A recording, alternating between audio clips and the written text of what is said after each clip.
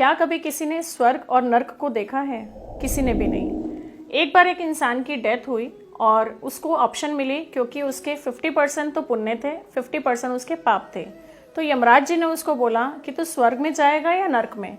वो इंसान बहुत स्मार्ट था, उसने कहा मैं पहले जाके विजिट करके आऊँगा।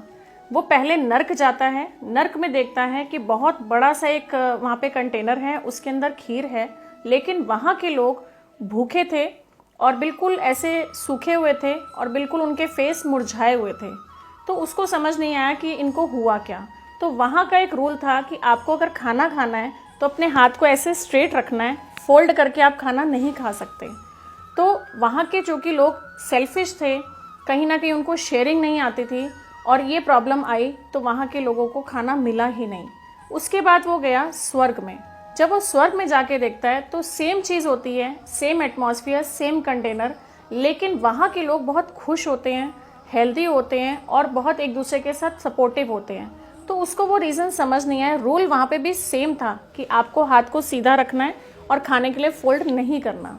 तो उसने किसी से पूछा कि आप लोग कैसे खुश हो और आपके यहाँ पे ऐसा क्या है जो आपके पेट भर गए। तो उसमें से एक ने शेयर किया कि हम लोग एक दूसरे को खाना खिलाते हैं ऐसे आमने सामने बैठ के।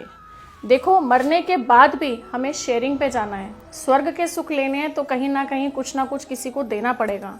तो फ्रेंड्स, अगर हमें ऊपर जाके भी यही काम करना है तो जीते जी क्यों नहीं करते? क्यों हम अपनी लाइफ को जीरो पे ले आते हैं? क्यों हमें ऐसे लगता है कि हम अच्छे से खुश नहीं रह पाते? क्योंकि कई बार हम अपनी चीज़ों को शेयर नहीं करते जो भी हमें ऊपर वाले ने दिया है, क्योंकि नेचर भी हमारे साथ शेयर करती है।